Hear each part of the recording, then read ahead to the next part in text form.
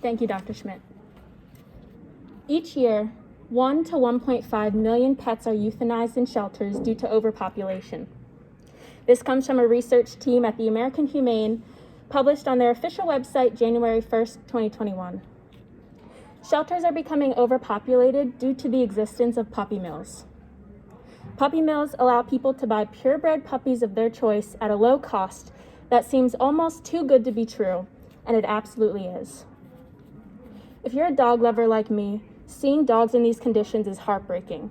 And even if you don't like dogs, I hope you still find it important to advocate for the better treatment of them. These facilities have been around since the 1940s and have only caused problems for the people and poor animals they claim to care about. Today I'll be discussing the history and dangers of puppy mills, how this affects the animals, and how they're still prevalent today. Puppy mills were defined by a U.S. District Court in Minnesota in 1984 as, quote, a dog breeding operation in which the health of the dogs is disregarded in order to maintain a low overhead and maximize profits. This definition was electronically filed February 16, 2016 by Gaunt and Steelman, published by the Missouri Supreme Court. They originated after World War II when farmers needed something to sell other than crops. The demand for purebred dogs grew, and so did the business. They now exist on 4 out of the 7 continents, including Australia, Asia, Europe, and North America. They're especially popular among Mennonite and Amish communities, largely located here in Pennsylvania. The previous information about history and location of puppy mills was written by Johnston and Urbanick, published in a book titled Humans and Animals, A Geography of Coexistence in 2017. Many Amish communities are known for the poor treatment of their animals.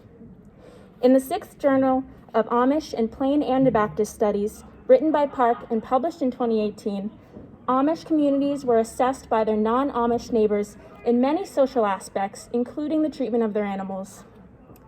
A woman named Nicole told Park, quote, their animals aren't treated quite like ours. A woman named Martha shared this troubling story. She and her husband were aware that her Amish neighbor's dog had become pregnant.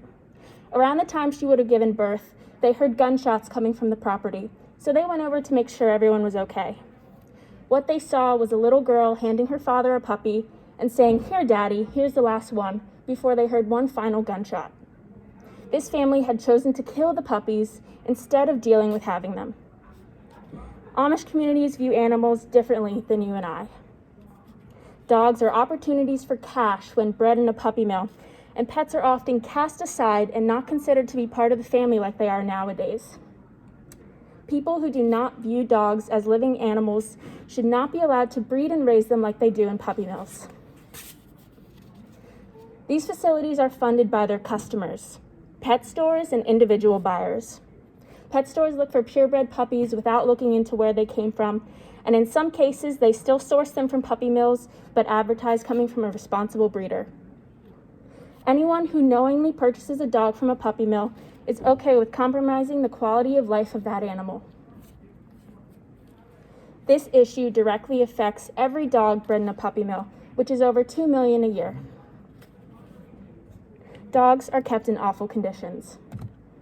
This photo, titled Dogs Stacked High and Deep at Ledyard's Boone County Puppy Mill, was taken by Sermonich, published on a local Chicago news website on March 21st, 2014. It demonstrates cage stacking, a common practice in puppy mills, along with overlooking vet care and a terrible quality of life.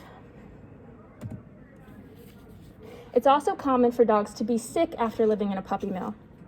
They can contract deadly infectious diseases such as parvovirus and canine distemper, parasites like giardia and worms, respiratory issues such as bronchitis, also known as kennel cough, pneumonia, mange, ear infections, hip, knee, and elbow dysplasia, and much more. All previous information about health issues in puppy mills was written by a research team at the Humane Society of the United States, published on their official website in 2020. There are also several reports of puppies who are bought from puppy mills who get sick or died soon after being bought, and when the seller is contacted, the customer never hears back or they refuse to take responsibility. This comes from a report written by Block, published by the Humane Society of the United States in 2012. My dad adopted his dog Hero in 2016 from the Brandywine Valley SPCA. This is the photo from the adoption website. He was very sick, 18 to 25% under his target weight, a bad case of kennel cough, and an intestinal parasite. The shelter thought he came from a puppy mill because the pads of his feet were completely soft, not rough like they should have been from walking on pavement and getting proper exercise. He was 2 to 3 years old and not used to the feeling of grass under his feet. They figured he got sick, was dumped, and left to die to avoid getting other dogs sick. Today, Hero is a happy and healthy dog, but only after the proper vet treatment and lots of love from my family. He was a success story, but not every family is as lucky as mine. When a puppy mill is licensed by the USDA, they are regularly inspected. Unfortunately, less than 30% are. Breeders can still get a state license without a USDA one with less strict inspection laws, and they can still sell within the state they live in. Amundsen wrote in a May 2021 article published by the Humane Society of the United States that breeders who get their licenses revoked can't obtain a new one.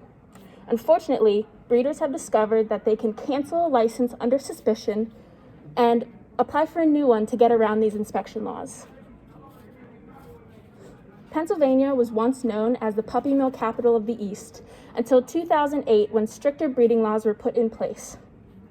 Since then, Pennsylvania dog wardens, the officers who inspect these kennels, have decreased by 23%, while the facilities have continued to increase by 19%.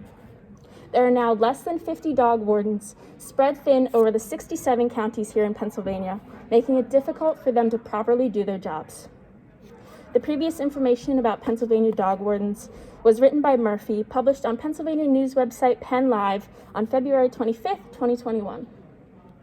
Some cities and localities have banned puppy mills and retail pet stores, but not enough.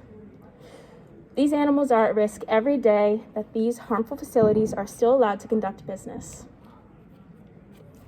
Each year, the Humane Society of the United States releases its Horrible 100 report, which is a list of known problematic breeders and sellers. The 2021 report was published this past May and includes breeders from 16 states.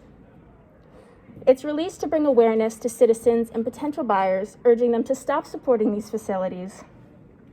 And it's been published every year since 2013. Levi Kaufman is the owner of Hilltop Farm Kennel in Honeybrook, Pennsylvania, which is located less than an hour from this campus.